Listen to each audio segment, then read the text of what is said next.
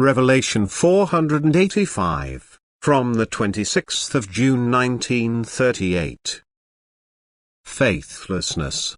Obstacle. Nothing is more unhealthy for people than a perpetual persistence in faithlessness. Not only do they lack the strength to be spiritually active, but they are also deprived of the possibility to strive for spiritual knowledge at all.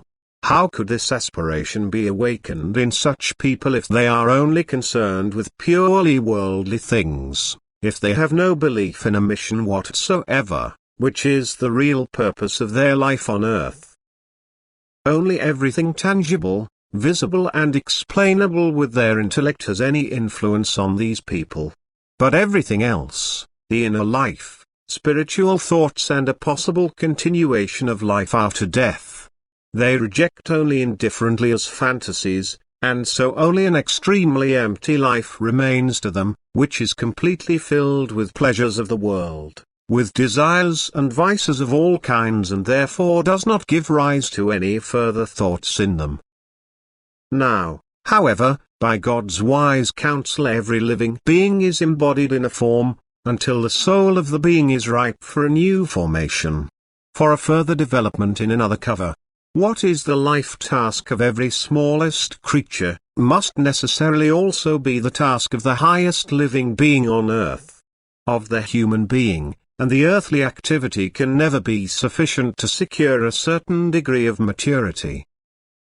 This earthly activity is only useful for the body, which passes away in a short time on earth, but not for the soul, which inhabits this body. Now how should the soul ever be able to develop to higher maturity if it is not offered the slightest spiritual nourishment? If man does not make an effort to assist it, to free itself from the shell, matter and its chains, which burden it, the soul of a person who does not have this aspiration remains in a low level. It suffers unspeakably if it does not receive help in earthly life, and has to bear an extremely heavy burden in the hereafter. And all this only because man lacks the belief that he has to answer for everything he does, or does not do in earthly life. It is up to the human being to do or not to do what he wants, since free will was given to him. However, such an unrecognized and unused earthly life will never dissolve into nothingness. Rather, the soul will recognize the injustice in all its severity after its earthly demise and bitterly regret the uselessly passed time of life and try to climb one step after the other in laborious struggle and fight, in order to become aware of the eternal Godhead in the first place.